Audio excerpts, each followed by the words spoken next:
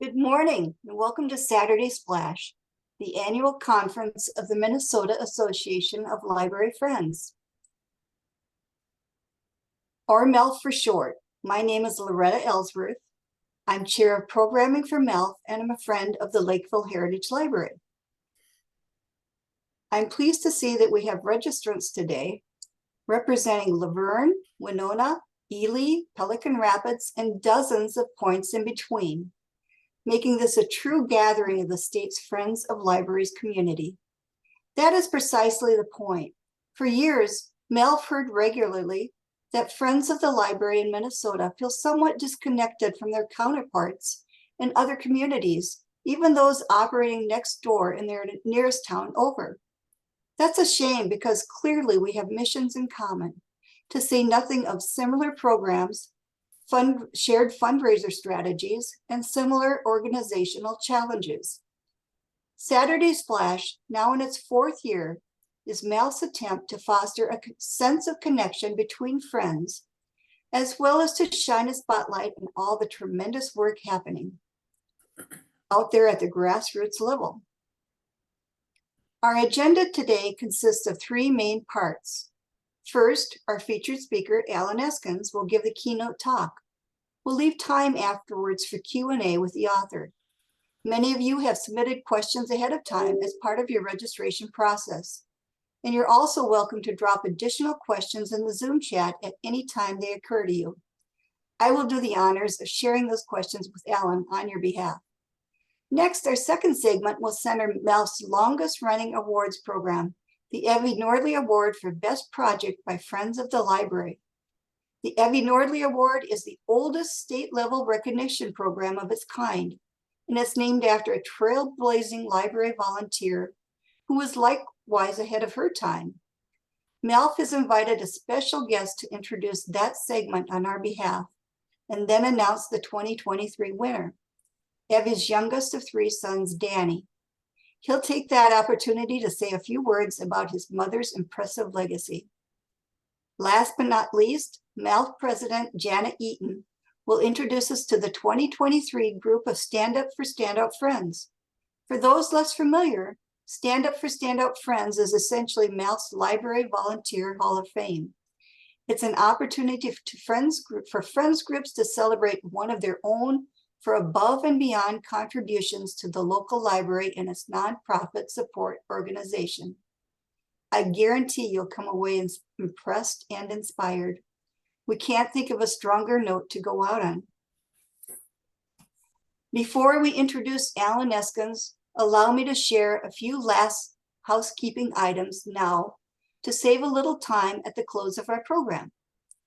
After we adjourn today, be on the lookout for a follow-up email from MALF. In it, we will announce the winners of our conference registration prize drawing, each of whom will receive a signed copy of Alan's latest book for their library. That email will also include a link to video recordings of this morning's segments, which we'd love for you to share within your networks. In years past, we've seen our participant counts nearly quadruple through replays, and we hope to see that trend continue. We'll also include a survey request so that you can tell us what you thought of Saturday Splash and what you might like to see from future MALF programming. Last, if today's Saturday Splash is your first time engaging with the Minnesota Association of Library Friends and you're interested in joining the fold, we welcome you to consider membership. Our annual rate is just $20 a year for individuals and $35 for Friends of the Library groups of all size. Membership is a prerequisite to participate in programs like the Nordley Award and Stand Up for Standout Friends. Other perks are laid out on our website. Our tech manager, David, will drop links in the Zoom chat where you can learn more. You're likely already familiar with novelist Alan Eskens, whose 9 best-selling mysteries to date have firmly established him as one of Minnesota's best-known writers. 7th Street Books published his debut, The Life We Bury, in 2014. In the decades since, Alan has won the mystery genre's coveted Barry, Rosebud, and Silver Falcon Awards, and been in contention for the Edgar and Anthony Awards as well. His work is available around the world in 26 languages, and that number is rising steadily. His latest book, Saving Emma, hit shelves just last Tuesday.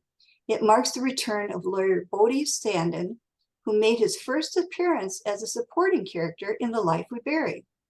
In a starred review, Publishers Weekly raved, Eskens brilliantly combines legal and personal drama in this stellar mystery, which stands on its own. He peppers a propulsive plot with superior turns of phrase and fully realized characters. You can claim your own copy of Saving Emma today, courtesy of our partner bookseller, Austin, Minnesota-based Sweet Reads. Purchase link can be found in the Zoom chat. Alan, the floor is yours. Thank you so much. It is a pleasure to be here speaking with you all, and on this lovely September morning. The book I want to talk about today primarily is my 6th novel. It's called Nothing More Dangerous. And I want to talk about it because writing that novel was the journey that led me to be a writer today. But to understand that journey, you need to understand where I come from. I was raised in Missouri. I'm the son of a drywaller. And when I went to school, I really didn't think the school was important. I always kind of figured I was going to be in construction when I got out of school. So I didn't pay attention in class. I didn't really try hard. I didn't get good grades. And at some point, I kind of convinced myself that I wasn't really that smart. When the class would be divided up into the smart, normal, and kind of slower kids, I was always on that borderline between normal and slower. But I was okay with that because I really had no ambitions in life other than going into construction. Well, my life changed in 5th grade when a teacher got me into the school play. And when I say got me into the school play, you had to be a 6th, 7th, or 8th grader to be in the play, and I was a 5th grader. And I didn't even know that the school was putting on a play. But my teacher saw something in me. She saw a creative side that she wanted to nurture. So she went to the 8th grade teacher, the director of the play, and got an audition for me. I passed the audition and got a great part. It was a small part, but it was the best part in the whole play because it was a Catholic school in the mid-70s, and I was the only character who got to say a cuss word. So I became kind of a celebrity at school after that. But I went back to my old ways of not caring about school. And by the time I graduated 8th grade and went into high school, I was really someone who I hated being at school. I hated homework. I hated everything about school. And I actually vowed that I would not do anything extracurricular. I'd do my 4 years, be done, go hang sheetrock. But then the spring semester showed up with the school putting on a play called Oklahoma. I'd never even seen a musical, but I was telling my best friend about this play I did in 5th grade. And the conversation just kind of escalated to the point where we dared each other to try out for Oklahoma. And we both tried out, we both made it, and it was so much fun. And I became a theater person. And it was my love of theater that made me want to go to college. Again, I still didn't think I was smart enough to go to college. In fact, I had a guidance counselor tell me that I wasn't college material. But in my senior year, when I saw that my choices were going to be, hang sheetrock or maybe do more theater if I go to college, that inspired me to, buckle down, get my GPA up to a solid 2.5 and apply for college. And I got in. And once I got in college, I loved it. I enjoyed college and I wanted to stay there. And so what I had to do, my first assignment for a lit class was an assignment on analyzing Othello. And I thought I did a brilliant paper, but I got an F on it. And the teacher asked me if I'd ever taken an English class in high school because I didn't know sentence structure, I didn't know grammar, I didn't know spelling. And I had to admit that I had taken English classes, but I got bad grades because I didn't pay attention. So I went out and bought books on remedial grammar. I bought E.B. White and Donald Strunk's Element of Style, and a couple other books. And in my spare time, I was reading those to try and catch up to where I should have been had I been paying attention. Um, and it worked. I managed to stay in school. And by the time I graduated with a degree in journalism from the University of Minnesota, I was a straight A student. And I was wondering at the time, what would it have been like if I tried to be a good student from the very beginning? And really, with that as my motivation and a desire to rack up as much as I could in student loans, I went to law school. I never had a dream of being a lawyer. I just wanted to see if I could do it. I wanted to see it, I wanted to challenge myself. And I get into law school and I take to law like a duck to water. I really enjoyed law school. I did well. I had an analytical side. I graduated with a wonderful resume. I get out of law school and get a job in St. Peter, Minnesota, pass the bar, and I'm sitting at my desk the summer of 1992, brand new attorney, and I'm not happy. Something is missing. And what was missing was my creative side, the side that I loved so much in theater. And I wanted to just do something for my own benefit to express myself creatively. So one day I pulled out a piece of paper and I wrote a short story. I'd written one short story in high school, but other than that, I'd never taken a creative writing class and didn't really know what I was doing. And I finished this short story. It was a story about a high school kid who daydreams a lot, which was pretty much who I was. And I finished this short story and I enjoyed the process and I enjoyed the creating the characters. And I thought, well, I want to do this a little better. So I bought some books on writing technique and started studying creative writing on my own. One of the books, actually the very first book I read was a book by Joseph Campbell called The Hero with a Thousand Faces. And in that book, he lays out the fundamental foundations for storytelling. And I realized right away that my story about this kid daydreaming really wasn't a story at all. It had no arc to it. And so I thought, well, if I'm going to give this kid an arc, what story am I going to tell? And it came to me rather quickly. I wanted to tell the story of a young man growing up in a society where racism was so ubiquitous, but under the surface, that you could be extremely racist but not even know it. And it's a story that is based on who I was when I was a teenager. If you had asked me when I was 15, was I prejudiced?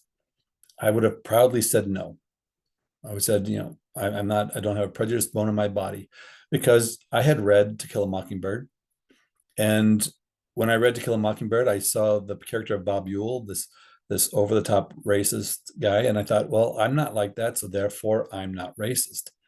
I don't believe that blacks and whites should drink out of separate drinking fountains. Therefore I'm not racist. But yet, if you had asked me who makes a better quarterback, a white man or a black man, I would have said, well, a white man, because they're smarter. I would have said, I'm not prejudiced. I think a black man can be just as good as a white man if he tries hard enough. So I had these notions of supremacy that I did not know existed until I left home and went to college. So when I was writing the story about this 15-year-old boy, I wanted to give him the journey that I took. My journey took me, a decade, and honestly, to this day, I'm still traveling that journey. But I wanted to shrink his journey into a single summer. So I wrote a story about a 15-year-old boy named Bodie Sandin. And I named him Bodie because I wanted readers, even in the North, when they say his name, to have just a slight southern drawl to it, Bodhi. And it's about a young man who he's surrounded by white people his whole life, and he's convinced he's not racist. But then he lives out in the country on a dead end gravel road. He lives with a mother who is suffering from depression.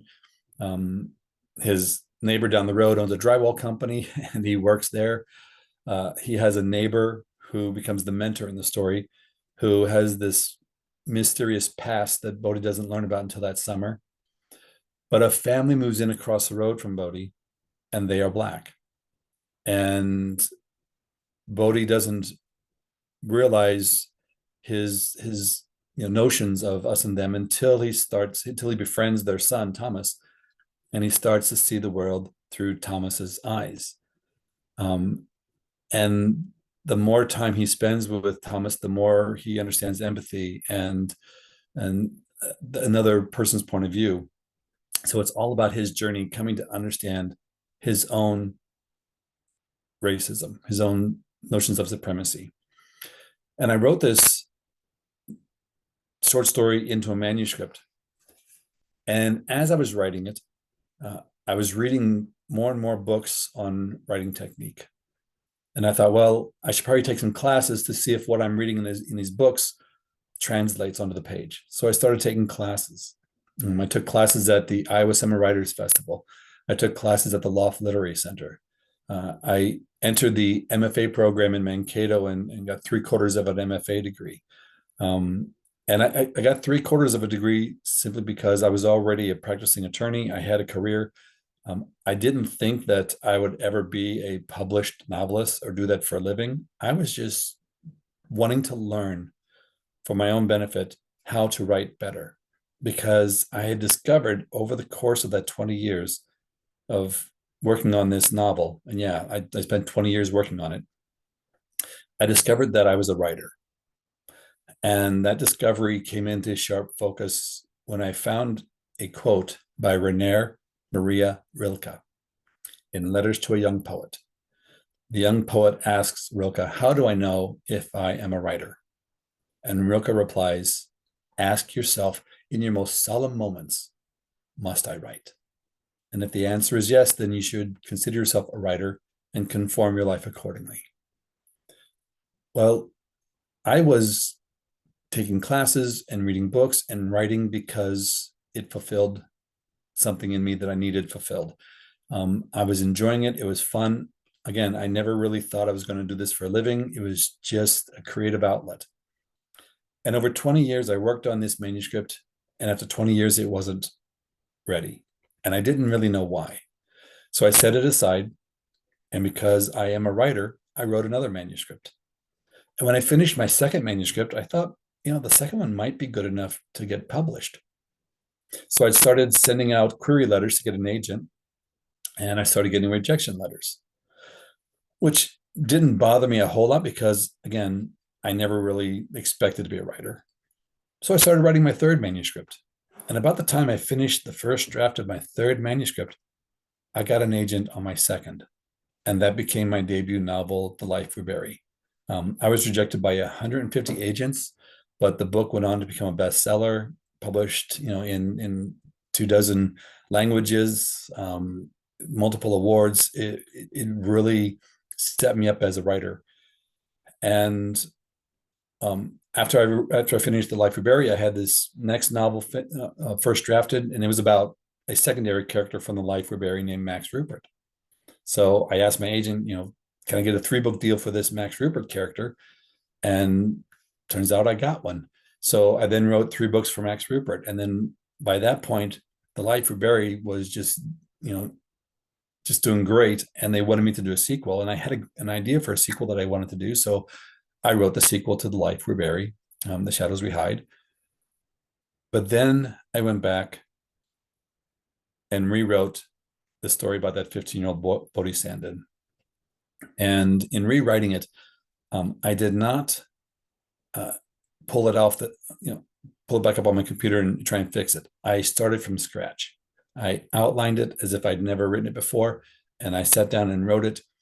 Every now and again, I would come across a passage or a description. I thought, well, I remember describing this in the first draft that I thought I did a good job on. I'd go pull that description out and put it in the new one. In the end, maybe 15% of the old manuscript made it into the new one. It was the same story, same characters, but I had learned a lot over the course of writing those other novels. And one of the things I learned was that I'm an outliner. Nothing More Dangerous didn't work the first time because I started with a short story and just piecemeal. I was adding stuff to it as I was learning how to write. I would take a class in dialogue. I'd go and write something new based on that class. I'd learn, take a class in plotting, go and patch something in there. And because it was piecemeal, it didn't work. So I went back and outlined it, rewrote it. It became my sixth novel, one of my best reviewed novels, my favorite novel by far. It has a wonderful message. It has multiple journeys in it. Bodhi has a journey. Bodhi's mother has a journey. The guy who owns a drywall company has a bit of a journey. His neighbor has a journey. It's my most, I think, complex and most character-driven novel. I write mysteries, but my goal has always been that I want to use the mystery or the thriller plotline as a vehicle to tell a more important story.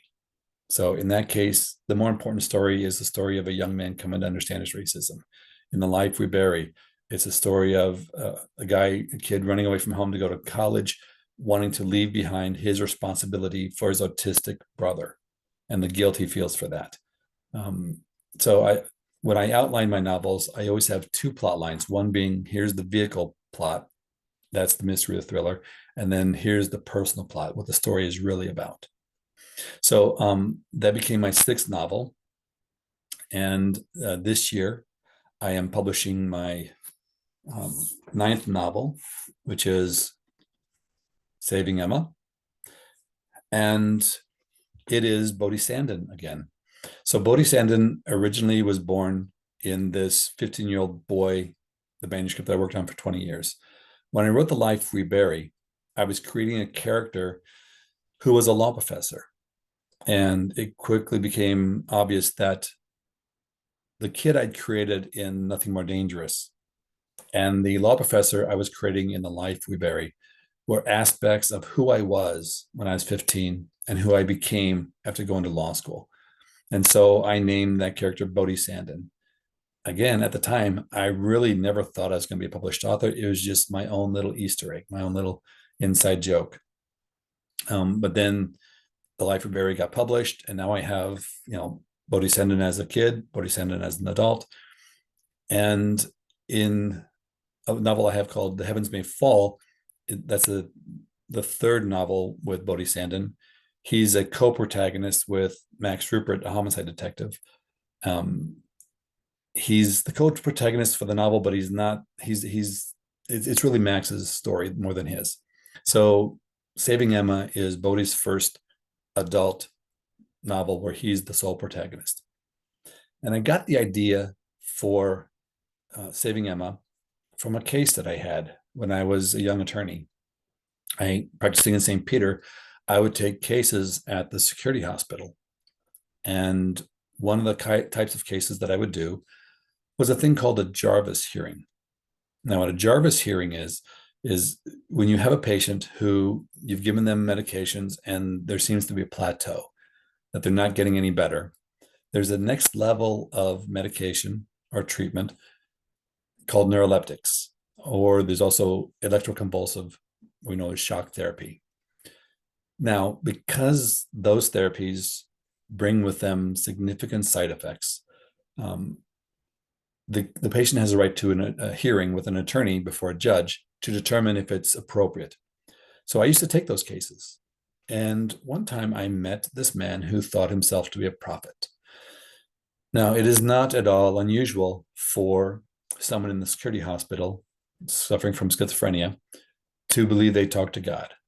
In fact, research suggests between 25 and 50% of people with schizophrenia have that attached ideation. But what was unusual was that this man was quite articulate. my other clients who spoke to God would speak in religious gibberish. They really didn't make sense. But this man was articulate, intelligent. We had interesting conversations about religion. And so in preparing his case, what I did was I went back and dug out my Old Testament and started reading about the prophets of old, because I knew my judge in that case to be a man who was a devout Christian. And so I show up at the hearing and I point out the prophet Isaiah walked around for 3 years naked while preaching. Ezekiel ate bread that was baked over cow dung. Balaam spoke to his donkey and the donkey spoke back. If you believe that prophets existed 3,000 years ago, then you have to believe that they could exist today. And if they could exist today, how do you know that this man is not a prophet? Because really, if Isaiah were walking around today preaching, where would he be but the security hospital? And that was my defense. I said, if you believe that prophets can exist, why not today? Why not this man? And the judge said, that's a very interesting argument, Mr. Eskens. You lose. But the story, the character stayed with me. And he inspired Saving Emma. So Bodhi Standen, who was a law professor, works for the Innocence Project. And he gets a case of a man who believes himself to be a prophet, who is in the security hospital for having killed a megachurch pastor. And this man, Elijah, his sister goes to Bodhi to get Bodhi on the case. So Bodhi is looking into whether or not this man actually committed the crime, committed the act of murdering this megachurch pastor. It is my most, I think, Agatha Christie-esque mystery in terms of there is a reveal at the end where it's like a closed room type of reveal. I have laced the novel with religious clues that if you know your Bible well, it'll help you, guide you towards the answer. But that's the mystery plot. The personal plot is that Bodhi is losing his family. He and his wife Diana, who he meets, by the way, he calls her Dee now, but he meets her when they were in high school in Nothing More Dangerous. But he and Diana they're guardians over this young woman named Emma. She's 14. They've had her for 4 years, and they're becoming estranged. And Bodhi doesn't understand what he's done wrong to create this estrangement. And he's struggling with his role in this young woman's life, as guardian or father figure. And there's outside forces that are manipulating manipulating her, trying to pull her away from this family. And he's trying to hold the family together. So that's the second is the story of a man trying to hold his family together and understand his role in this young woman's life. But it operates on a third level. And the third level is really more of a sidebar. It is the conversations between Bodhi, who is a disaffected ex-Catholic, and this man who talks to God. And it's basically set up as a dialogue similar to Galileo's dialogue, where Galileo presented the evidence of the Earth orbiting the sun versus the sun orbiting the Earth, the scientist versus the religious person. It's just a dialogue on religion, on issues that I found to be interesting, that I hope are interesting. The reviews coming in have suggested that I did a good job with it, because I didn't want to be heavy-handed. I didn't want to be preachy. I just wanted to have a discussion and leave it up to the reader to decide. But it's kind of a sidebar that was just an interesting thing for me to write about. So that came out on the 19th. I've been loving hearing from people who've read it. The reviews are wonderful. So I'm very excited about it being out there. And now I want to talk about the book I'm writing right now, because it touches upon libraries. And when I'm finished talking about that, we're going to open this up to a Q&A. So have your questions ready. But I'm writing a book. So all my books so far have been about this community of characters that I created in the novel The Life We Bury. Max Rupert, Bodhi Sandin, Joe Talbot, Lila Nash are all characters in that first novel, but then they all have their own stories going forward. The novel I'm writing now doesn't have a title, but it is a story that it has nothing to do with this community. It is the story of a woman, a middle-aged woman who is a librarian in Farmington, Minnesota. And she's a person who kind of blends into the background by choice. She's very unassuming, very quiet. The children call her the sweater lady because she's always wearing cardigan sweaters, even in the summertime.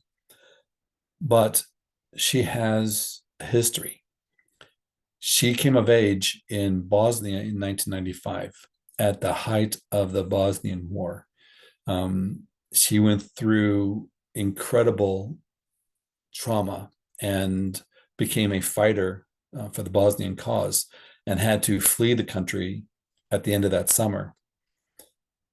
And the story begins when her past catches up to who she is today, and she has to go back and find that fighting person, that fighting spirit that she had when she was 17 and growing up in Bosnia. So like I said, the protagonist is a librarian, and there is a character who is she's the president of the Friends of the Library in Farmington. She only has 3 scenes, but she's an important and very nice person, I guess I should say. But she's important to the novel. So I am forever a fan of libraries. I will be starting a 20 library tour on Friday down in southwest Minnesota. I'll be beginning with Spicer, but I'll be doing the Plum Creek Library area down there. And I'm looking forward to that. I've done the libraries in the Arrowhead. I've done up by Brainerd. I've done at St. Cloud. I can't remember all the names. I've done the Marshall area, Selco. So I really do enjoy going to libraries and speaking. And I have absolute great appreciation for the work the librarians do and the Friends of the Libraries do. When I show up for these events, they're always so welcoming, so prepared, and wonderful to talk to. So I want to thank you all for the work you do. I really do greatly appreciate it. And with that, I think I will open this up to questions if there are any. Okay, we do have some questions, and thank you so much for giving us this rundown on your inspiration and your journey to becoming an author. I mean, that's fascinating. One of the questions is, can you tell us about your wonderful agent and what they saw in your first manuscript that 150 others missed? That's an interesting story. The agency that I'm with right now had actually rejected me. What happened was I submitted, and they had my manuscript for a long time, and I had revised it in the meantime. And then I wrote them a letter saying, "Oh, you have my manuscript, but if you haven't read it yet, read this one because I've updated it." And 2 days later, I get a letter saying, "Thank you, but no, thank you." So I thought, okay, fine, I'll have to move on. But then what happened was the person who rejected me quit his job like that day. And they hired a replacement. She comes in, sits down at his computer, opens it up, and there's my manuscript. So she starts reading it. And I think I had on that first manuscript a prologue that was honestly a bad prologue. I had attached it because I thought, okay, this book is not really commercial. It's very literary for mystery. So I gave it this really commercial, high action prologue. She read past the prologue and read into the first chapter. And I think that's what most of them didn't, because agents are very, very busy. Well, she comes in, she has time on her hands because she's brand new. So she read past the prologue. She contacted me and said, I'm interested in being your agent, but you got to cut the prologue. And I said, done. So I think that was really the key. Right. Yeah, that's interesting. And I know other authors, and I'm an author, and I know several that have gone through 100 or more agents before they finally found one that they just connected with. So that's not really all that in common. It is not, and they are a gatekeeper, but in all honesty, I love my agent. She's done such a great job for me. But I had a list of 172 agents.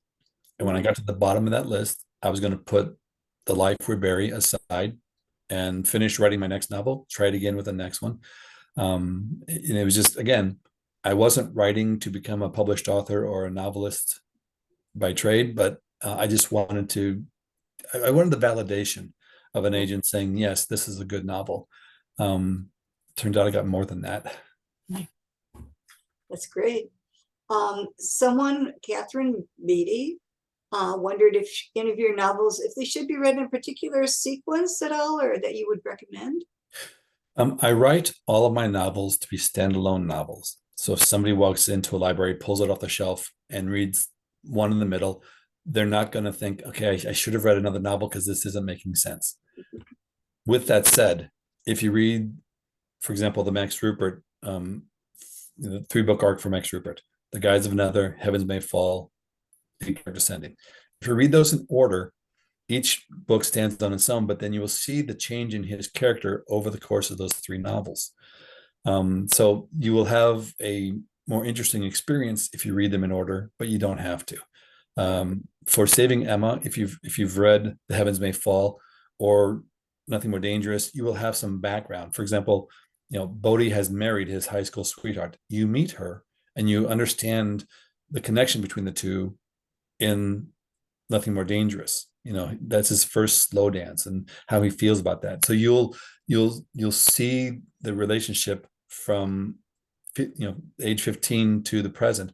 But if you don't read Nothing More Dangerous first, you will still learn about how much they love each other and their relationship in Saving Emma, and not even necessarily know that there's another book out there that precedes it. Right. And Dawn had a question. She wondered if you contract with proofreaders, editors, and so forth. I'm always curious about those more business elements. Before I was published, I was in writers groups, and I had actually contracted with somebody to read my manuscript. And a month or so before that was going to happen, I got an agent. So I didn't go forward. Once you have the agent and the editor and the publisher, you have a team that does this for you. So I have my wife read everything I do. I have my agent read it. Then I have my editor read it. The final proofread, which is just looking for those final, spelling and grammar errors. I have a small cadre of friends who have volunteered to read my books. I think I have 4 of them, and they will read it and then give me feedback in terms of there's a missing quotation mark here, or this word is misspelled, that kind of thing. But yeah, before you're published, there's all kinds of organizations out there. I would take a class at the Loft, and then during that class, I would identify 2 or 3 people that I thought were good writers. I'm always trying to punch up, elevate my game, and I would create writing groups with them and share chapters and try and help them as much as they're helping me. But like I said, once you're published, you have that all taken care of. Right. Another person said that she loves that you mentioned Agatha Christie as a read-alike for this one in some ways. What other inspirations would you cite? Dennis Lehane's Mystic River was important for me. As I was studying writing for my own fun, I resisted being a mystery writer because my understanding of mysteries were primarily it's about solving a crime or chasing down a criminal, and that's the fundamental point of the book. But then I read Mystic River, and Mystic River wasn't, if you looked at just the mystery of Mystic River, it's not complex. It's not. I love Dennis Lane, but that's not a complex plot line. It's a thread. It is a story of three boys. Something happens to them when I think they're 11, and then it shifts to when they are adults, and how this thing that happened to them when they were 11 affected who they became and how they interact with each other as adults when one of their daughters is murdered. So there is a murder mystery, but that's not really the point of the story. And when I read that, then I realized that as a criminal defense attorney, I have the knowledge to do mysteries. I know police procedure, I know evidence. I can use that as a vehicle to tell these other stories that I wanted to tell. So in Nothing More Dangerous, for example, there is a mystery, but like Mystic River, it is more of a thread than a tentpole. It connects the various characters during the course of this summer, and it's a missing woman named Lyda Poe, and so like I said, Dennis Lehane, I think was very influential. And I got to interview him earlier this year for his most recent novel, Small Mercies. That's fantastic. Um, uh, do you still practice law? I did not practice law. I resigned from the practice of law back in 2017, and I'm not even a licensed attorney anymore. You miss it at all, or I miss the people. okay? I don't miss the stress. I don't miss the day-to-day workload, but I do miss sitting outside of the courtrooms waiting for your hearing, and you're talking to other attorneys and court staff and bailiffs, and just that kind of chatting. My life now is I get up in the morning, eat breakfast, go down to my basement, and spend the day in the basement. So I do have outlets where I get together with my old friends, but I miss that part of it. Right. And Sarah asked what advice you might have for MFA's aspiring writers. She has a three-part question here. What are your writing habits to which you attribute your ability to turn out thrillers at such a nice and steady clip? And then she had a question about if you had any say in the cover art gracing your books. She loves Forsaken Country the most. But so first of all, what advice might you have for MFAs and aspiring writers? I think I studied outside the MFA world first, and then I went into the MFA world. And at least where I was at, what I found was outside, when you take these classes at the loft and stuff, you often focus on the nuts and bolts, or what I call the tools of being a writer. So, for example, you'll have a class on dialogue, and the focus is how do I take this dialogue and make it tense? What can I do to make it sound real, to make it, to add tension to it? There are techniques that you can do. If you want to speed up pace, here's 12 things you can do to speed up pace, or 10 things to do to slow down pace. And it was very nuts and bolts oriented. I think for me, that was an important first step, to have my toolbox full, understanding how to create tension, how to create profluence and make the reader get pulled forward. Then I enter the MFA program, and it's more ethereal. It's more, talking about Faulkner versus Hemingway, and it didn't focus on the nuts and bolts as much. So the craft of writing is something that I will study until I am no longer able to write. There will never be a day when I think I know what I'm doing. But I'm getting, I enjoy the process of learning. For example, I just found a psychological article a couple months ago on tension that explains the psychology of tension. The tension lies in the gap between hope and fear. I'm always looking for that kind of understanding, the depth of understanding of the craft, because that's how I learn, at least. So once I have that information in my head and I have the tools, then I can focus on how to apply it best and practice using it in my work. Writing habits, I outline. If you are not published or you're struggling, I think outlining is a must, because I will spend 3 to 4 months outlining a novel before I sit down to write it. I want to know the arc of the story. I want to know where this story is going from beginning to end. I want to know Act 1, Act 2, Act 3, denouement, everything, before I sit down to write it. Then when I sit down to write it, I want to know what this chapter I'm working on, what's the arc of that chapter. I want to know what's at stake for the character. I actually write on the top of the page, what's at stake, and then answer the question. What is the desire versus the obstruction to that desire? I write that on the top of the page. What is the change in the character over the course of this chapter going to be? I write that at the top of the page. Now I'm ready to actually write the chapter, and I can focus not on what's going to happen next, but why it's going to happen next, or how best to create the arc, or tell the story, or fill in the descriptions. I never sit down and think, okay, what's going to happen next, and then stare at the screen. I never have that kind of writer's block, because I know before I sit down what I'm writing about that day. I may stumble over transitions, or if there's how best to write a particular part of the scene. If I stumble there, I go for a walk, think about it. It breaks a log jam, come back and sit down, write. I get up in the morning, I have breakfast, go down, write for an hour or 2 hours, go work out. While I'm working out, I'm thinking about what I just written or what I'm about to keep writing, and editing in my head. Can I make what I just wrote better? Eat lunch, come back. I want to write about 1,000 words a day. I'll get a first draft done in 3 to 4 months. Then I revise, and I love revision.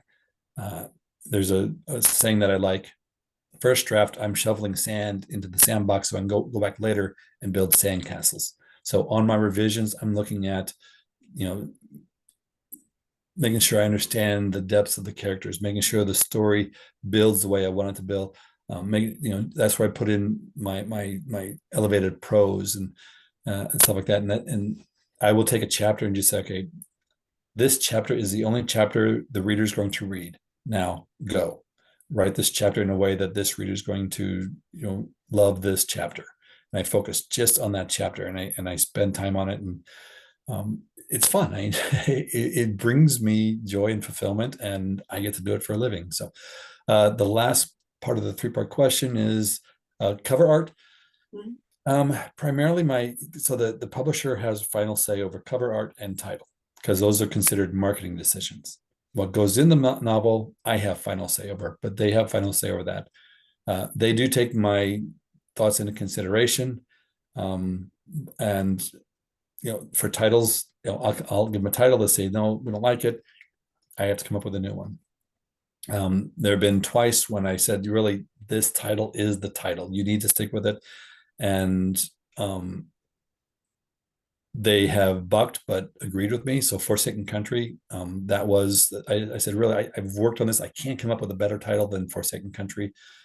Please reconsider. And they said, yeah, we'll keep Forsaken Country. And Nothing More Dangerous wasn't the original title, but it was a title that when I found it, I said, this has got to be the title for this book, because it comes from a Martin Luther King quote: "Nothing in all the world is more dangerous than sincere ignorance." And that is really the theme of what that novel is about. So when I found that, I said, this has got to be the title. And they were a little reluctant, but then they stuck with me. What was the hardest book to write? Well, the hardest book was Nothing More Dangerous, just because I didn't know how to write when I started writing it. It was my learning novel, and it was the story that was most dear to my heart. It really is based in large part on my life as a 15-year-old. There's a lot of racist sayings and racist jokes in there, and not a one of them is something that I didn't either say or hear when I was growing up. And so it was really exercising ghosts writing that novel, but it was also a labor of love. And it was the book that, once I started becoming a published author and started publishing novels, I would secretly say to my wife, I just hope I don't die before I get Nothing More Dangerous on the bookshelf, because I really want to finish that novel. It was a book of your heart, right? It is. What's your What's your favorite question to get in Q&As? Or in other words, what should we ask that we do not know to ask about? I always get the question of process. Boy, I don't know. I've gotten so many questions over the years. The strangest question I ever got was, if I were a superhero, what would my superpower be? And I was talking to a college class, and my answer was it'd be creativity. I'd be MacGyver. But boy, uh, I'm stumped. I don't know what questions to ask. Well, I know someone else is extreme from Farmington was excited to hear that you're using your next book is using a character from Farmington, Do we Minnesota. have someone from Farmington here? Yes, we do. Oh, wonderful. And I'm from Lakeville, so I'm excited about that too. Yeah, so I went to the Farmington Library when I was outlining this, just to kind of walk around and Right. get a feel for what the library looked like. And Mhm. I, on first draft, you tend to put all your research in there. So there was like a conference room with, I think it was a green tinted glass wall, and I had a great description of this conference room. And when I went back to reread it, I realized that the description slowed the pace down, so I cut it back a bit. But my character still looks out the window at the grain elevator that's outside, that's beside the railroad tracks. And yeah, I try and go to my locations before I write about them, so that I have a good feel for what's there. We see, we do have some other questions here. I'm going to go back in here and make sure I didn't miss some of those. We have a list of questions that were submitted. Right. There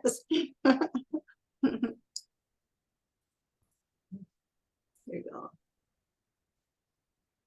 How long does it take for a book to hit shelves from draft of page 1 to publication? I normally It's a do, little bit shorter. and I normally do a book a year. Okay. So I'll turn a book in to my editor September, October, and from that point to the end of the year, I'm outlining the next novel while I'm also doing edits for the previous novel. So I'll be proofreading, or sorry, outlining and editing. When January 1st hits, that's when I really want to start sitting down and writing. I want to have the book outlined and ready to go. First draft 3 or 4 months, second draft or revisions over the summer, and then I turn it into my editor September, October. Now, the book I'm writing right now, because I'm writing about half the book is a 17-year-old Muslim female in Bosnia, Wow. and I'm none of those things.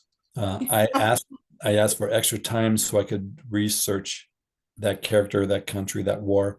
I have 2 sources that are working with me who they both grew up in Bosnia. One actually survived the massacre of Srebrenica. And so I asked for an extra 6 months. So my next book won't be out until spring of 2025. But it's well on pace. I've got the first draft done. I'm doing revisions. I should have revisions done by December 1st, and then on to the next novel. Do you, for a book like that, would you look for like a sensitivity reader or someone? I suppose you have to do extra research and contact people that, you know. Both a sensitivity reader and I want to be true to. I mean, for example, a 17-year-old Muslim girl, what would she call her father? Would she call him dad, pop? Sorry, a Bosnian girl. And so that's where the sources are important. So my friend said you would call him Babo. So I know to call him Babo. There's a scene in there where my character and her father build a generator out of a cement mixer or mortar mixer. That came from the other source, who, when he was in Srebrenica, they made generators from any motor they could find, including cement mixers, so they could power the refrigerators and stuff. So it's both cultural sensitivity, you know, again, not being Muslim, and my character is a cultural Muslim, not a religious Muslim, and that is also consistent with the country and the society. But I wanted to be culturally accurate. I wanted to be accurate in terms of what it's like to be in the middle of the Bosnian War. So yeah, all that stuff. We also had a question submitted by email. As someone who knows and practiced the law, what are some of your pet peeves about how other writers, as well as TV and other media, portray lawyers, cases, law enforcement, and related topics? This person's a paralegal, and they cringe when cases seem to take place in the course of a day, jury and all. Yeah, so when people are writing for TV and movies, they Mhm. want to make their protagonists tough guys. And what often happens is because these people are tough guys, they go off on their own and do stuff that would absolutely destroy the case. They break into the home and search for evidence without a warrant. They arrest somebody and violate the Miranda rights. They do stuff that as a lawyer, I'm looking at and going, okay, that case is going to get thrown out. Congratulations. Also, how lawyers treat other lawyers in film and TV. You need tension, you need conflict, and so all prosecutors push back and have conflict with the defense attorneys and vice versa. In reality, I play poker with the prosecutors. We're friends outside of court. I go to their kids' graduations and vice versa. The judges come play poker with us, and what's outside of the courtroom is outside the courtroom. And it was actually, I was reading a novel by a very famous mystery writer who wrote that very poorly. And that was one of the things where I'm thinking, okay, I could write a better mystery than this because I know this world. And little things like okay, the person handled the knife. Well, there's no fingerprints on the knife, but there's epithelial DNA on the knife handle. And you miss that. Or I understand how telephone technology works in terms of how you can track somebody. So a person calls into 911 on their cell phone, and then they end the call. Well, 911 can track your cell phone now. Little things like that when I see them, it throws me right out of the story. And it's like, okay, I can't watch this anymore. Uh, Also, someone submitted a question. Who are some of your favorite mystery writers in the game today? Anyone you would recommend after Saving Emma? You can't go wrong with William Kent Kruger. He's a gentleman and an excellent writer. There are so many good female authors out there. I just read and interviewed Lisa Jewell. None of this is true. I really liked that novel. I'm doing events with Mindy Mejia. I haven't read her latest, but what I have read of hers is really good. I've got an author friend out of Missouri named Laura McHugh. I haven't read a bad novel by her. So yeah, there's so many. It's hard to narrow it down. Are any of your books being considered for movie development or? Yes. The Life We Bury had been under option up until COVID.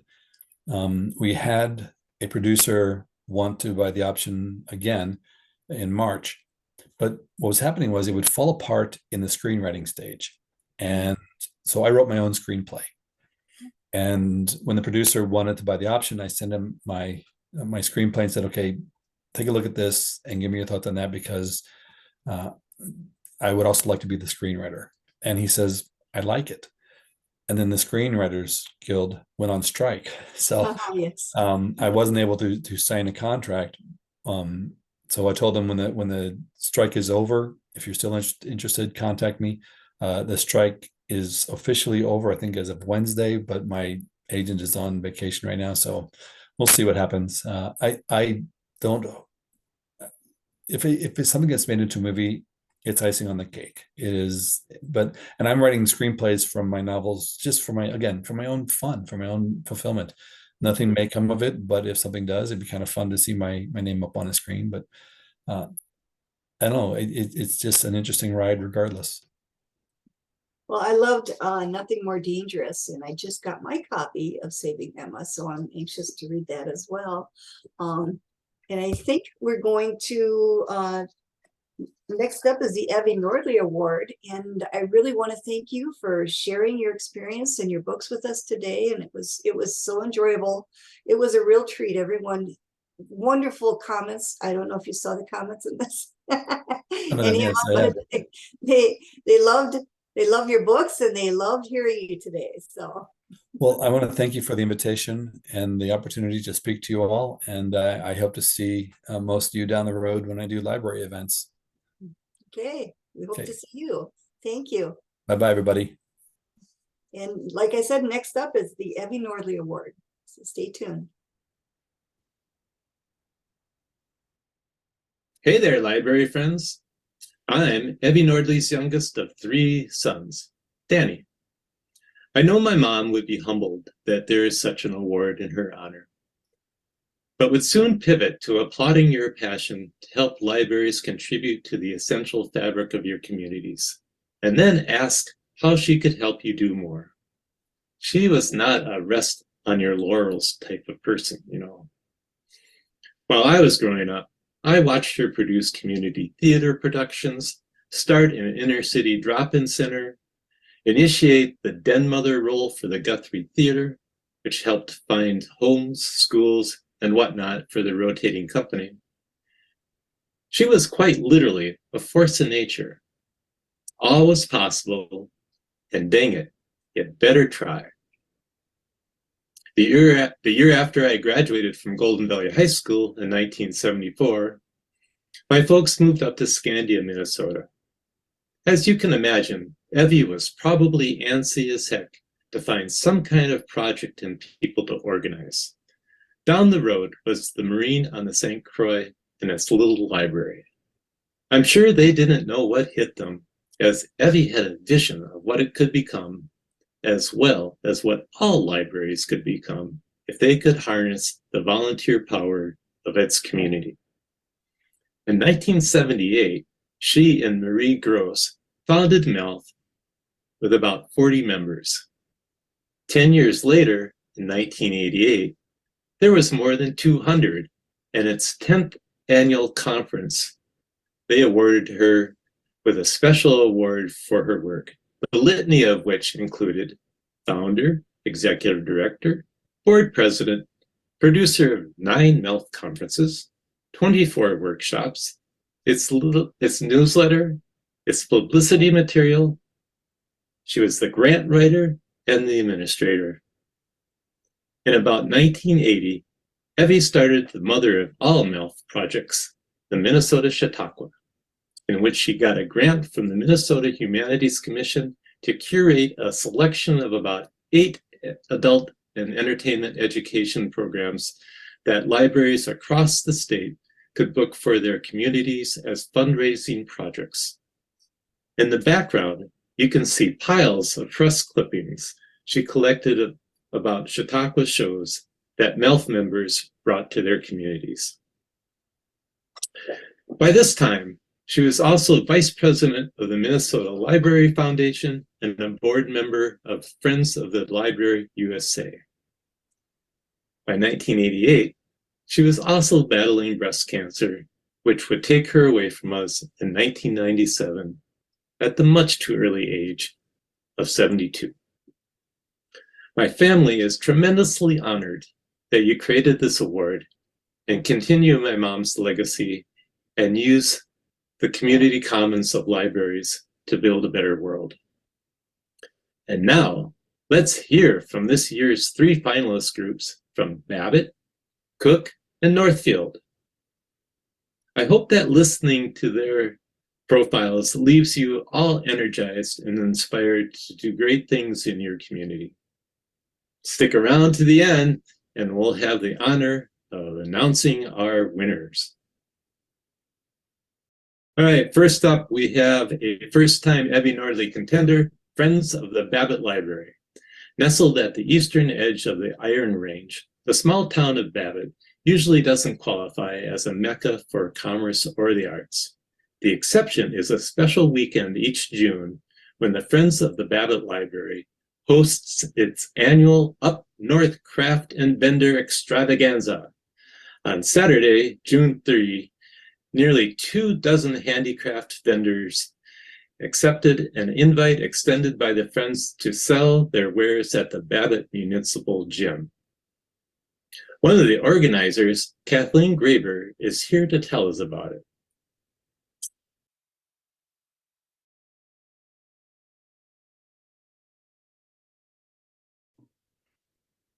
Hello, I'm Kathleen Graber with the Friends of the Babbitt Public Library, and we are honored to have been selected as one of the E.V. Nordley Award finalists for our Up North Craft and Vendor Extravaganza. Before I delve into the event itself, I'd like to set the stage with a little background.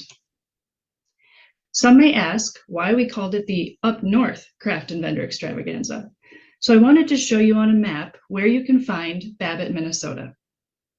Babbitt is a small community up north with a population of about 1,400. Babbitt is part of the Iron Range. The size of these older generation mining trucks is hard to get a feel for from this photo, but they are huge.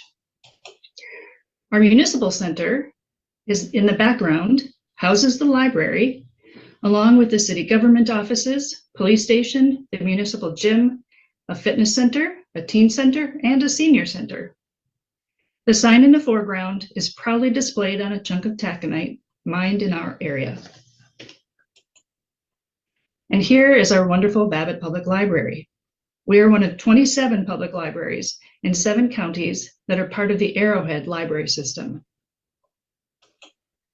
We have 1 librarian and 2 staff members who are always exceptionally friendly and helpful. And the library is very welcoming, with a colorful children's area and plenty of spots to relax and enjoy a book, a game, and even a STEM kit. The Babbitt Public Library was established in 1957. Our Friends organization was incorporated in 1998, and we currently have about 80 members. And now to describe our project. The Friends organized and hosted the Up North Craft and Vendor Extravaganza 2 years in a row just prior to the COVID-19 pandemic. With the pandemic finally easing, we felt there would be pent-up demand for an event like this and decided it was time to bring back this popular fundraiser in 2023. We knew from the outset that our objectives for Up North were 1, to host an enticing and fun event for crafters and vendors, as well as our community and surrounding area. And 2, to raise funds to support the Babbitt Public Library.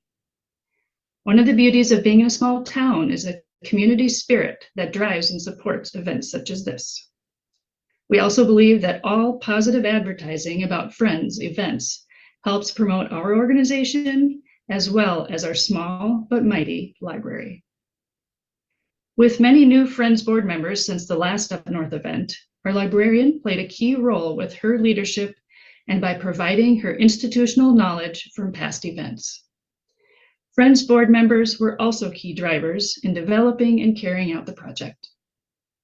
In planning this multifaceted event, we anticipated raising funds in a variety of ways, including a small table for charge vendors, items the Friends would sell, and a raffle of donated crafts or other wares from the vendors. With recommendations from the librarian, we knew we needed to start by selecting a date for the event. As in the past, the board agreed it would be beneficial to hold the event the same day as the annual Babbitt citywide garage sale. Plenty of residents and folks from out of town are out and about for this sale and would be likely to come to our event. The next critical task was to identify and secure the location for the event. We were pleased to obtain agreement from the City of Babbitt for no-cost rental of the municipal gym and kitchen space, and agreement from the Babbitt Seniors Organization for no-cost use of their meeting space where people could sit and eat lunch. We also needed to ensure we had a variety of crafters and vendors to make the event successful, and to reach them before they committed to other craft fairs. We created an email distribution list of potential vendors, and an initial email was sent out early in the year to let vendors know about Up North. We refined our distribution list as time went on for continued communication. We advertised widely and also dropped off vendors' wanted cards and picked up vendor business cards at other similar events. It was very exciting once registrations started to come in. Board members then decided on items the Friends would have for sale. Board members approved the purchase of a hot dog roller to be able to sell hot dog combo lunches, which turned out to be popular, and we've already used the equipment for a second event. An area grocery, Zups, generously agreed to provide us low-cost hot dogs and buns, which helped our budget and allowed us to shop at an area business. We also decided to sell snacks and beverages, and these purchases were made in bulk to keep costs down. We discussed cost versus profit for all the food, snacks, and beverages we offered for sale, and we seemed to find a good price point since we did well on sales while making a net profit for the library. Friends members are always willing to donate to a bake sale, which provided another profitable element of the event. Used books and DVDs and Friends book bags were also on hand for sale. This event was publicized in a variety of ways. The librarian reached out through her Arrowhead Library System contacts to distribute posters announcing the event and recruiting vendors.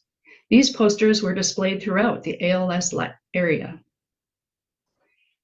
She also posted regular announcements and reminders on the Babbitt Public Library's very active Facebook page, the new Babbitt Weekly newspaper, the Ely Echo newspaper, and the Embarrassed Minnesota Flying Fin newsletter. The Friends sent emails to our membership list, and posters were displayed around town. Also, Coca-Cola donated 2 free extra-large banners we used to advertise the event. In the days leading up to the event, we had to be very well organized. Friends members set up tables the night before. We had about 20 vendors, and on the day of, they showed up early to get set up. We checked in with everyone to make sure they found their spots. We also asked vendors if they'd be willing to donate an item for the raffle. The event itself was a blast. The weather was hot and sunny, which is great for people getting out and about. And also for people appreciating coming inside to our nice, cool municipal building to shop and grab something to eat or drink. With about 20 items donated for the raffle, this was a very popular element of Up North. The raffle winners for each item were drawn near the end of the event, and all were thrilled with their unique and creative items. We greatly appreciate the many vendors who donated, which helped maximize our net profits for the event. We evaluated the Up North event by considering what kind of feedback we received from the public in person or on Facebook, what kind of feedback we received from the vendors in person or in response to an email survey we conducted, and the amount of funds raised. In response to our survey, vendors provided comments such as, "This was my first time ever participating in an arts and crafts show, and I felt you guys made it very easy to participate. It was very well organized and very caring people. And even, I made a new friend." The Friends Board also discussed and recorded our own insights into how we could make the event even better next time. All of this input will be of value in planning, organizing, and hosting future Up North or similar events. The total gross revenue for Up North was $1,100. The Friends contributed approximately $500 toward project implementation, with larger purchases including a hot dog roller, with expectation to use at future events, and food and beverages to sell. Thus, our net profit was approximately $600. We expect this to be one of our most profitable fundraisers for the year, with our used book and DVD sales our top fundraiser over recent years. We also want to acknowledge the many wonderful supporters who provided donations, special deals on purchases, in-kind contributions, and many volunteer hours to make this event a success.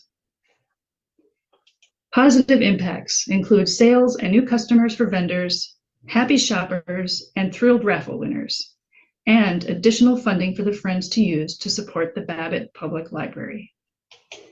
We also have new Friends members, and we've spread the word about how wonderful our Friends group is and how amazing our Babbitt Library is. We'd like to thank the Minnesota Association of Library Friends for this opportunity. Thank you. Thank you so much, Kathleen. Okay, our second finalist group this year also hails from the Arrowhead region of the state. Cook is a town of 500 situated halfway between Duluth and the Canadian border. Traditional wisdom would hold that a town this small and isolated should have a difficult time pulling off a silent auction. As most know, those fundraisers ordinarily rely on the largesse of the local business community, and Cook's is quite modest in size. Several years ago, 3 Friends of the Library started exploring a workaround. Is here to tell us about the group's popular and sustainable holiday basket fundraiser.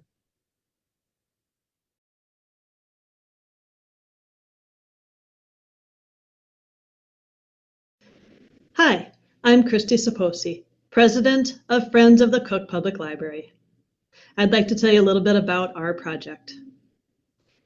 In response to the 2-year hiatus due to the COVID pandemic, we named our annual fundraising event the Welcome Back to Our Holiday Basket Fundraiser Raffle, with the thought that it would bring some patrons and community members back to our library. This fundraiser begins in mid-November and runs through mid-December and consists of a large number of handmade baskets filled with theme-related items displayed on tables and bookshelves throughout our library. The beautiful baskets greet anyone who enters our library and transforms it into a festive and welcoming environment. Guests can win a basket with a raffle ticket or a silent auction bid. To top off our basket fundraiser, a volunteer appreciation tea is held on the final day of bidding. Our library benefits from summertime seasonal visitors to our community and lakes. Once their cabins close, we enter our quiet season with our local patrons and people from neighboring communities. Our intention with this event is to draw people to our library and to make the library event open, available, and welcoming to all. In order to do this, we rely on volunteers and generosity. In 2018, the basket idea was born to 3 members of our Friends group. They thought that we could raise some money with a silent auction and a raffle. This idea has been enthusiastically adopted. What began with 3 people has grown to over a dozen volunteers who create and donate baskets, plus their own time, to make this one of our most successful fundraisers of the year. Preparations began early in the year as items are collected from estate sales and stored in Linda's garage. In early November, everyone gathers at Linda's to organize baskets using the items collected. These baskets, along with other baskets donated by Friends of the Library members, and this year, even a local business, are brought to the library the day before the fundraiser begins. Volunteers prep the library by moving furniture, setting up tables, and finally setting up baskets, along with silent auction bidding sheets and decorative boxes to collect our raffle tickets. A gambling permit is purchased 1 month prior to our event and requires City of Cook's approval. Everything we do is designed to increase Friends of Library resources that support our library's physical needs and our librarians' wonderful programs and events. We also desire to increase the visibility, visits, and patronage of the Cook Library, especially during our quiet winter months. Some examples of our financial support of the library include supplies for summer reading time, winter reading, teen programs, and events. We purchase a movie license for the library. We have a March mystery event.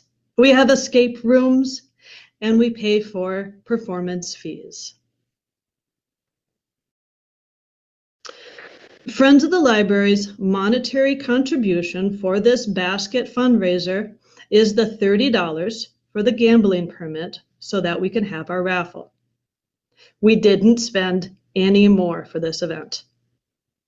Our publicity consists of press releases, social media, and small town word of mouth. In-kind donations factor heavily into this event and include volunteers' times to collect, store, and create baskets, to prepare the library, to contact the winners, and to distribute the winning baskets. We choose to keep our silent auction minimum bids low, and our raffle tickets sell for $1. This year, the total raffle items were valued at $695, and the value of our silent auction items were $907. The 2022 Welcome Back to Our Holiday Basket fundraiser netted $1,167 in profit, earmarked for our library's needs. This event drew 525 visitors to our library over the course of its duration. People who were thrilled to have the event return and who basked in the holiday spirit that it created in our library. This year, a nasty blizzard hit us and closed the library on the last day of bidding. The biggest effect of the blizzard was that it postponed our volunteer appreciation tea by 1 week, which typically brings in around 50 people. You know, those people, the ones who wait for the final day of the silent auction to raise their bid. Ugh. So needless to say, we plan to have a chat with Mother Nature this year. We're also adding a few extra days to our gambling permit to make sure that we're covered in case of another blizzard this year.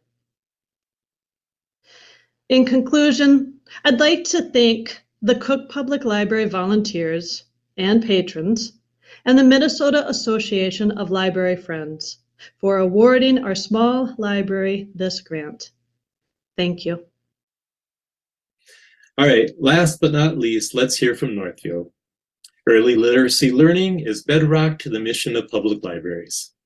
Granted, teaching children to read is a tall order, and no library is in a position to go it alone. Fortunately, staff have natural allies in this pursuit, including parents, teachers, and tutors. Daycare providers also rank high on this list, as the Friends of the Foundation of the Northfield Public Library can attest. Where this last partner is concerned, library staff recently reported a troubling disconnect.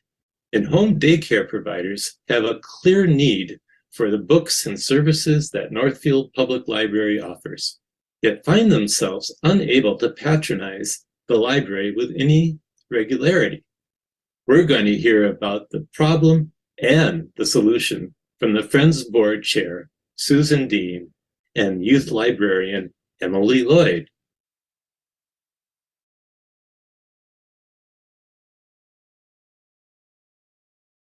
I'm Susan Dean. I am the former chairperson for the Friends and Foundation of the Northfield Public Library. I was the chair at the time this program started, so I'm going to introduce the person who works with it the most. Emily Lloyd is our Children's Services librarian, and I'll let her tell you more. I'm so happy to be here. Thank you. I am the Youth Services Librarian at Northfield Public Library. Our project is called the Traveling Early Literacy Library, or TEL. So this is how this program came about. When I first arrived at Northfield in 2017, we had a grant to go into in-home daycares, present a story time, present an early literacy workshop to the in-home daycare providers that they would get professional continuing education credit for. It was so popular, the visits, the ability to get story time in your in-home daycare once a month, and folks wanted it to continue. We realized that even with the grant, it was not going to be sustainable for the library. We just didn't have the capacity to make it happen.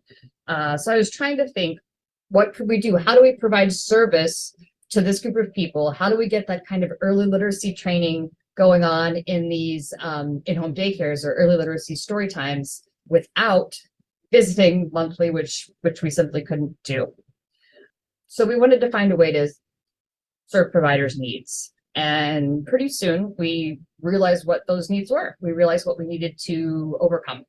So what are the barriers to in-home daycare providers for accessing library services?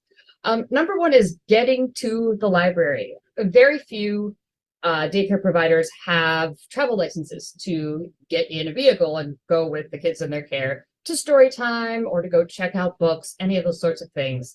We have a daycare across the street and they walk down and come to story time, but getting to the library is really challenging. We wanted to bring the library to providers while not being able to bring story time or the bookmobile. What else could we do? Time is a big barrier. Time, not just to get to the library, after your busy day of caring the kids, but time to choose great books that are really going to work well for teaching early literacy skills. Also worry that kids will lose or destroy books. This is a challenge when you've got a lot of kids in your care. Happily, we did waive fines, start waiving fines back in 2022, I believe. But with that many kids in your care and that many books, it could mount up. If a book gets ripped, if a book gets lost, that's a reason some folks maybe don't want a library book in their home. There's so many other things to keep track of. We wanted to ease their minds about that and provide this more seamless service.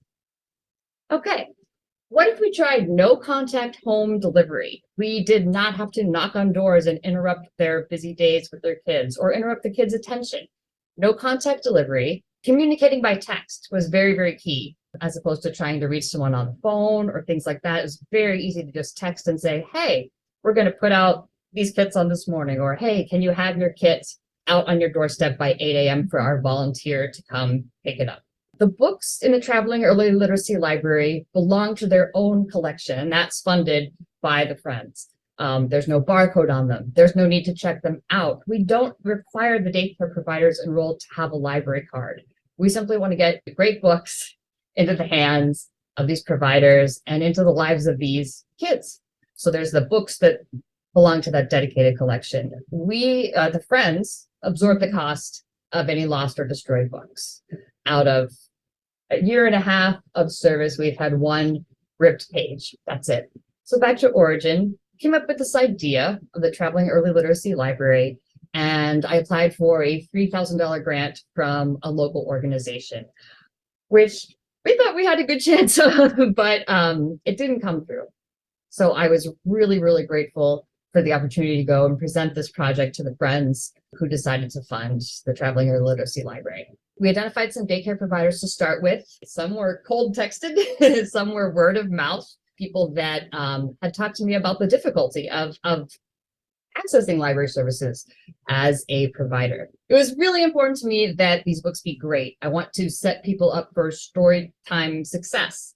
I wanted to have a great balance in these kits of books. There are 10 books per kit, so that every one was a joy to receive and a joy to read, and the kids would find something in every single book.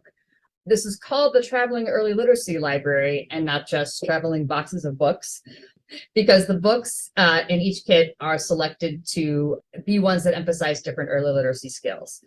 In story time, we use an early literacy based model called Every Child Ready to Read.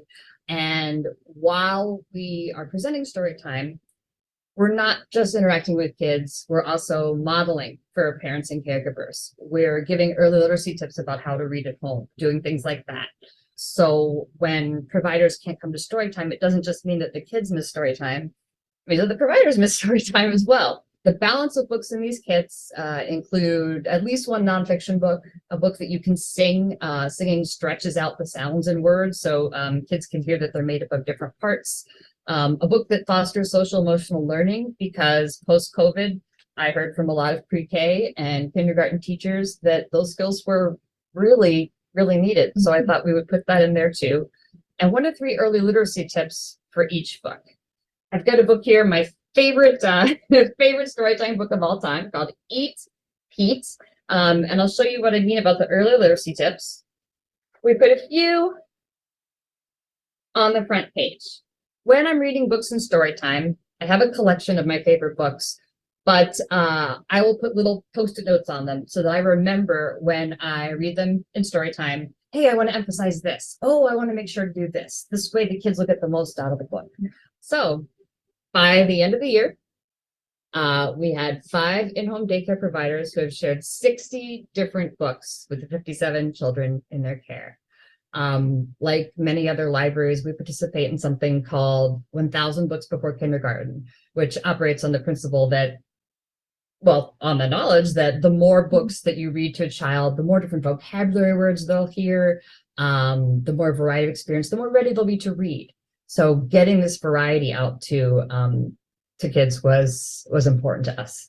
And these are some of the examples of the books that are in the kits at Yes. the bottom of the screen here. Yes. Okay. This is feedback that we received from the participants. We love the variety and change of books. The variety has been incredible. Out of 60 books, we had only read 1 before. We're loving this so much. 100% of participants chose to continue service in 2023, and 100% said they would recommend TEL to a provider friend.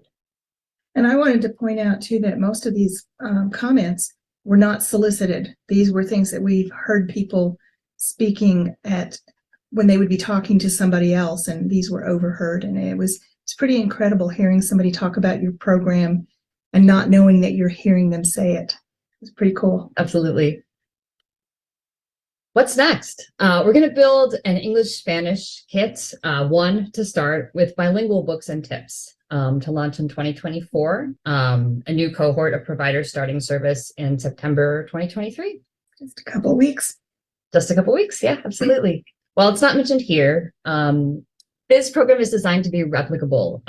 We have talked, and I've actually talked to another library in the state already about sharing our title lists, sharing our tips, so that people don't have to reinvent the wheel if they want to bring this service to daycare providers in their area. And if they can, because that's the thing, the Friends made this possible for us.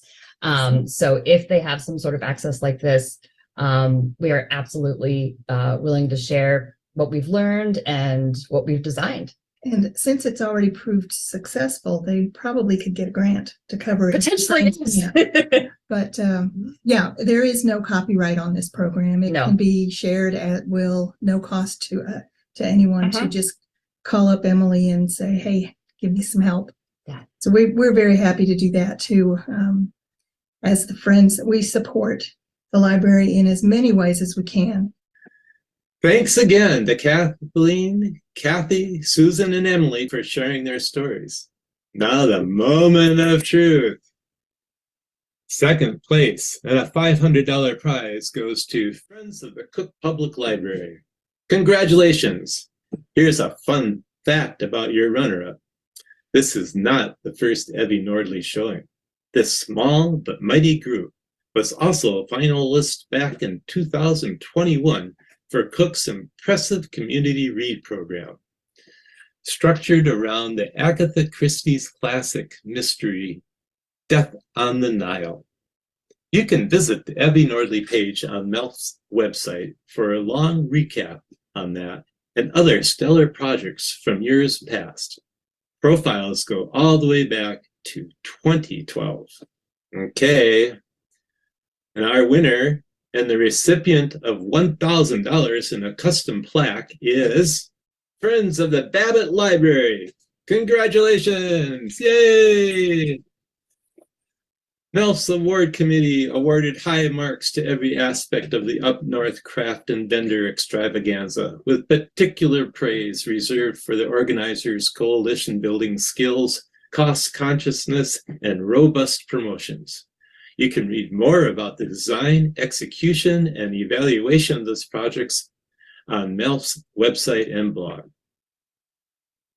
Hey, thanks again to the Friends and Foundation of the Northfield Library, who will also be receiving a monetary prize from MALF in the next week or so.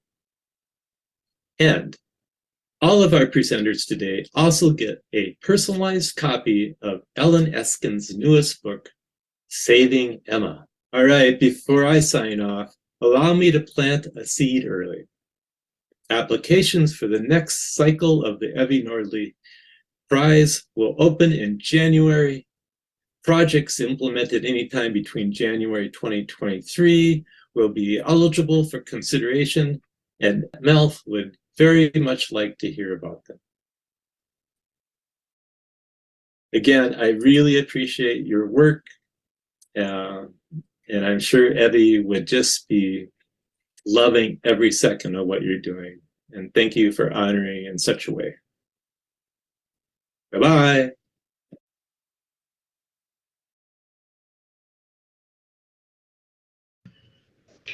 Good morning. My name is Janet Eden. I'm a friend of Anoka County Library and president of the Minnesota Association of Library Friends. On behalf of myself and fellow board members here at MALF, thank you for taking time out of your weekend to be in community with other library volunteers from all across the state. We hope you enjoyed hearing from Alan Eskens and from our 3 Evie Nordley Award finalists. Congratulations again to Friends of the Babbitt Public Library on their standout achievement with the Up North Craft and Vendor Extravaganza. Speaking of standout work, we have one more agenda item for this morning. I have the distinct honor of sharing with you MALF's 2023 class of Stand Up for Standout Friends. As a support organization for the whole of Minnesota, MALF is privileged to regularly hear stories about volunteers across the state who go above and beyond in service to their local friends of the library.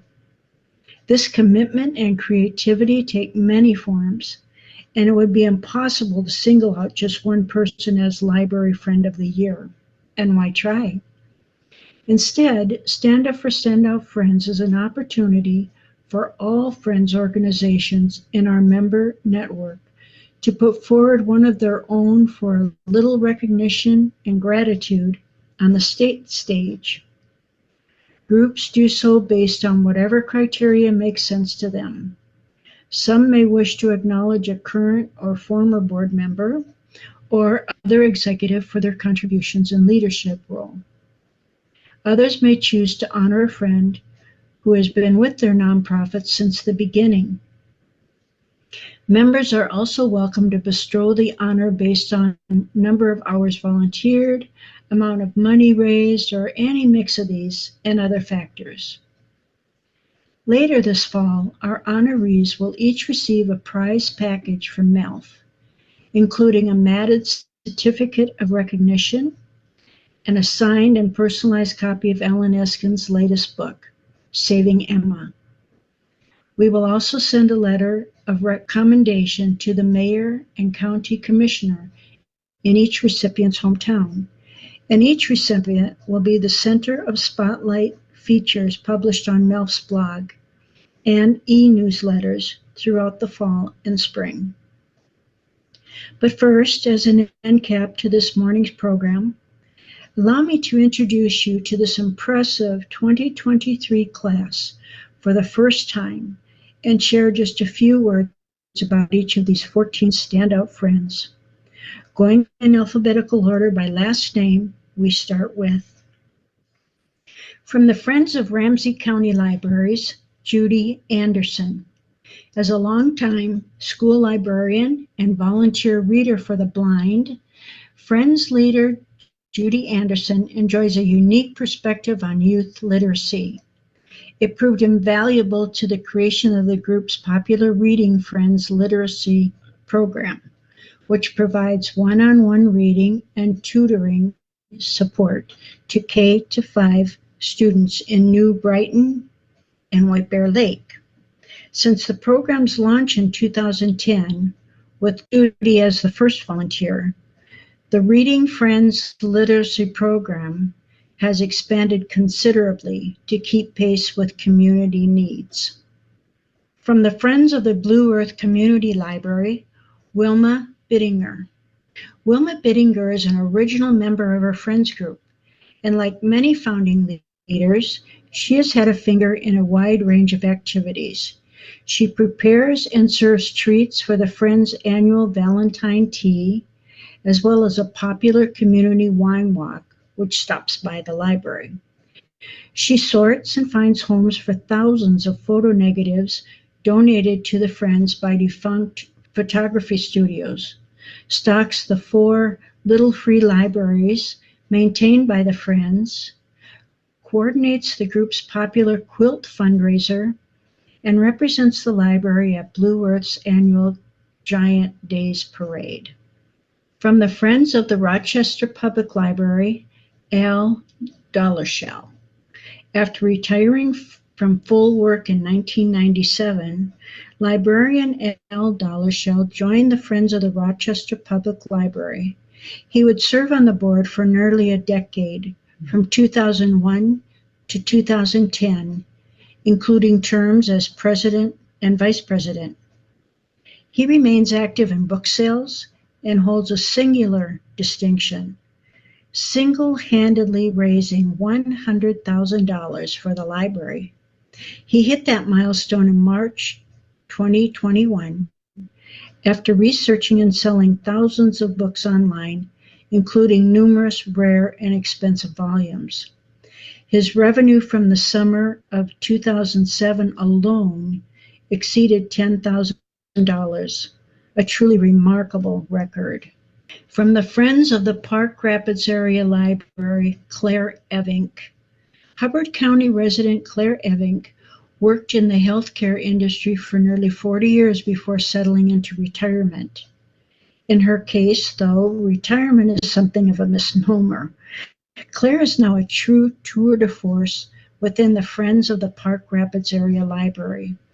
You will find her hard at work in support of the group's quarterly book sales, which require sorting sessions every week in order to pull it off. She is the volunteer in charge of pricing and labeling books, a responsibility which many volunteers find tedious, but which Claire has always been happy to take on. From the Friends of the Isanti Area Library, Jerry Golden. Isanti Area Friend of the Library, Jerry Golden, is an old-school jack of all trades. Over the years, he has designed risers for book sale tables, constructed sawhorse-style signs to advertise events, and contributed many other homemade solutions to Friends' problems that would otherwise put strain on the group's modest operating budget. Among other contributions to the group's work, Jerry and his wife Penny also solicit giveaways in support of the popular Treats and Treasures program, which the Friends host each summer to draw Isanti County residents into their small outreach library. From the Friends of the Plymouth Library, Catherine Jager. Catherine is an invaluable pinch hitter within the Friends of the Plymouth Library. She first joined the Friends board in 2011 and took the financial reins as treasurer in 2014. In 2016, organizational needs pivoted Catherine's attention from finances to book sales. She chaired the book sale committee until 2018, after which point she returned to the treasurer role. For a time, she also helmed the group's active nominating committee. Whatever her formal role, Catherine demonstrates a commitment to organizational efficiency and sustainability. From the Friends of the Austin Public Library, Peggy Keener. As an Army wife, Austin native Peggy Keener has seen more of the world than most Minnesotans. In 2010, she penned a memoir about those experiences. Shortly afterwards, Peggy accepted an invitation by the Friends of the Austin Library to share her book at their annual meeting. That positive experience factored heavily into Peggy's decision to move back home.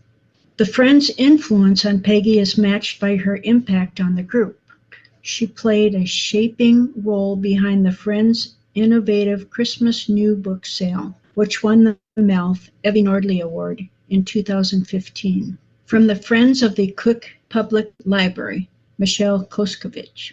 Volunteer and Green Thumb, Michelle Koskovich is responsible for the 3 10-foot flower beds which grace the front of Cook Public Library. Since Michelle first joined the Friends of Cook Public Library in 2019, the group has, pardon the pun, bloomed in other ways as well. Among other achievements, Michelle forged a book giveaway partnership with the local McDonald's and has added lasting efficiencies to the group's book sale processing. And as if that weren't enough, Michelle is also library board secretary, a circulation desk volunteer, and storytime reader. From the Friends of the Casson Public Library, William Lambert. Will Lambert served on the board of the Casson Friends for 9 years, including term as president and secretary. His presidency coincided with the pandemic lockdown. As a substitute for book sales, the Friends held free book giveaways in the fall of 2020. In an interview with the Rochester Post-Bulletin, Will explained the group's generosity as follows. We're here to serve the community, and everyone needed some extra reading that winter. Casson's sales are now back on their regular biannual schedule, and tireless Will and his trusty GMC pickup truck have earned MVP status many times over. From the Douglas County Friends and Foundation, Stu McKechnie. How can Friends maintain a book sale on the scale of the blockbuster events held in Alexandria? They crowdsource. Stu McKechnie coordinates with the trucking department at Alexandria Technical College to provide a semi-truck for moving day and taps the high school baseball team to volunteer the muscle needed to set up the Runestone Community Center. In addition to his instrumental role with the Friends, Stu is also president of the Douglas County Outreach Food Shelf and active with both the Salvation Army and Life Right Outreach Transitional Housing Ministry. From the Friends of the Heritage Library, Donna Powell. The Friends of the Heritage Library in Lakeville marked the group's 15th anniversary in 2023. Donna Powell has been there from day one. Over the years, Donna has helmed the group's book sale, an annual extravaganza that spans 4 days each fall. She was also a shaping influence behind One Book, One Lakeville, and in 2023 is helping the Friends pivot from the one book model to a new and no less exciting format, dubbed Books with Friends. Furthermore, Donna is among the Friends members who volunteers regularly as a reading partner at Lakeville area schools. From the Friends of the Edina Library, Chris Sater. As we all know, during the COVID-19 lockdown, most Friends book sale operations ground to a halt. In Twin Cities, the Edina Community Library was a conspicuous exception, thanks largely to the efforts of co-president Chris Sater. Chris arranged for the Edina Senior Center to serve as a surrogate drop-off site for book donations. The staff of the center agreed on condition that the Friends scheduled appointments in advance and met donors at the door. Chris took those tasks upon herself, spending time on site every week, usually solo. Her efforts paid dividends in the form of a bumper crop of book donations. From the Friends of the Hastings Library, Shirley Tamman. Shirley Tamman is a founding member of the Friends of the Pleasant Hill Library, a nonprofit in Hastings, selling its 30th anniversary in 2023. As Group VP, Shirley took ownership of the Friends Scholarship Initiative. Courtesy of this program, dozens of Hastings area high schoolers have graduated with a stipend to defray college expenses. Shirley serves as de facto volunteer coordinator, personally calling peers to arrange shifts coverage for book sales. Last but not least, she maintains the organization Little Free Library footprint, including a heavily trafficked kiosk at the local mobile home park. And last but not least, from the McGregor Friends of the Library, Joan Wilson. With a population shy of 400, Little McGregor, Minnesota is fortunate to have its own library. Luckier still, the McGregor Library enjoys stalwart support from former Friends President Joan Wilson. Joan's contributions over 15 years of leadership are many and varied. However, her single greatest legacy may be her stewardship of the Lights of Love program, which offers residents the opportunity to purchase a luminary in memory of a lost loved one. Every year, those luminaries are hand-inscribed and lit on a special night. Proceeds go to a good cause, and you can probably guess which one. We appreciate your sticking around to help us celebrate these outstanding volunteers. Remember to follow MALF's communication channels, our website, blog, e-newsletter, and Facebook for longer narratives of each of Minnesota's Standout Friends. They will begin to show in ones and twos between now and next spring.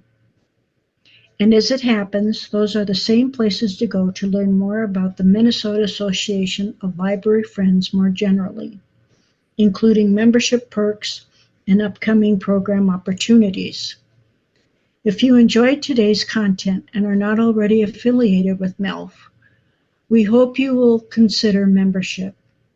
Dues are just $20 a year for individuals and $35 a year for Friends organizations, regardless of group size.